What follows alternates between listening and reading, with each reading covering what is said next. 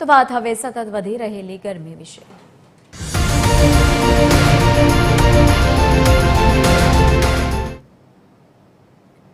રાજ્યભરમાં ગરમીમાં સતત વધારો થઈ રહ્યો છે। અમદાવાદમાં 42 ડિગ્રીથી પણ આગળ જે પ્રમાણે તાપમાન પહોંચ્યું છે। ગુજરાતમાં સતત કાળઝાળ ગરમીનો પ્રકોપ જોવા મળી રહ્યો છે અને મોટાભાગના રાજ્યોની જ્યારે આપણે વાત કરી રહ્યા છીએ તાપમાનમાં સતત વધારો છે। આ તમામની વચ્ચે ગુજરાતમાં પણ સતત અમદાવાદમાં ખાસ કરીને 42 ડિગ્રીથી ઉપર તાપમાન પહોંચ્યું છે। અમદાવાદ અને સાથે જ ગાંધીનગરમાં પણ તાપમાન 42 ડિગ્રીને વટાવી ગયું છે।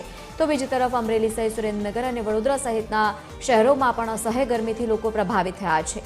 આ તમામની વચ્ચે બપોરના સમયમાં રસ્તાઓ સુનસાન હાલતમાં છે। રાજ્યમાં હજુ પણ ગરમી વધવા માટે હવામાન વિભાગે આગાહી વ્યક્ત કરી છે। આ તમામની વચ્ચે હવે પવનની દિશા બદલાતા આંશિકપણે ગરમીમાંથી રાહત મળવાના પણ એંધાણ છે।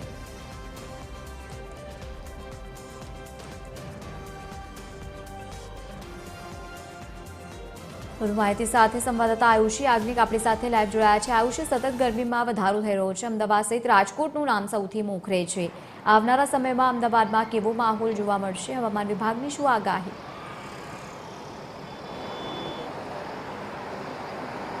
बिल्कुल लवलीन जे रीते गर्मीनो प्रकोप है समग्र राज्यनी अंदर जोवा मळी रह्यो छे। मोटाभागना तमाम जिल्लाओनी अंदर तापमाननो पारो 40 डिग्रीने पार पहोंची गयो छे। अमदावादमां पण तापमाननो पारो 42 डिग्रीने पार पहोंची गयो छे। राजकोटमां सौथी वधु तापमान नोंधायुं छे।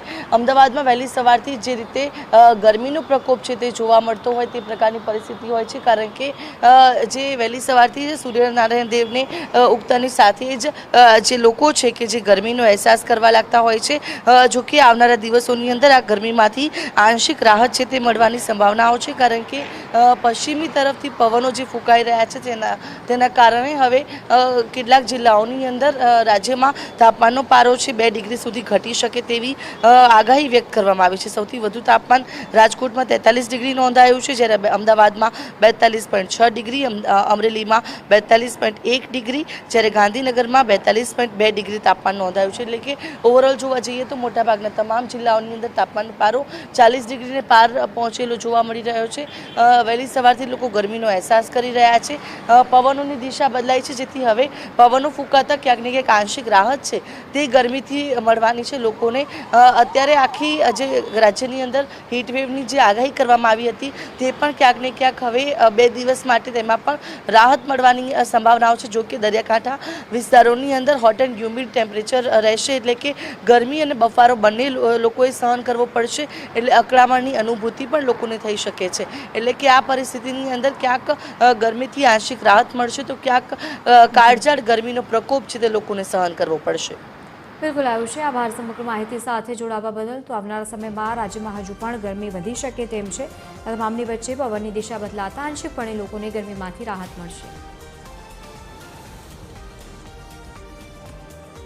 7 दिन के लिए 29 अप्रैल से लेकर 5 मई तक मौसम आमतौर पर शुष्क रहेंगे और जो उच्च अधिकतम तापमान है इसमें 2 से 3 डिग्री सेंटीग्रेड टेम्परेचर धीरे धीरे फॉल होने का संभावना रहेगा, कम होने का संभावना रहेगा। उसका आगे कोई बड़ा बदलाव नहीं रहेगा। तटीय क्षेत्र में अभी जो पवन का दिशा है दक्षिण पश्चिम से पश्चिम दिशा से पवन चलने का स्थिति रहेगा और जो स्पीड रहेगा 15 से 20 नॉट। अहमदाबाद के लिए जो पूर्वानुमान है मेनली क्लियर स्काई रहेगा। जो अधिकतम तापमान है 43 डिग्री सेंटीग्रेड के आसपास रहने का संभावना है। और अभी जो अधिकतम तापमान का जो स्टेट का या यूनियन टेरिटरी दीव दमन दादरा नगर हवेली के लिए बोला जाए तो जो हमारा भीतरी वाला एरिया है 40 से 43 डिग्री सेंटीग्रेड तक रहने का संभावना रहेगा।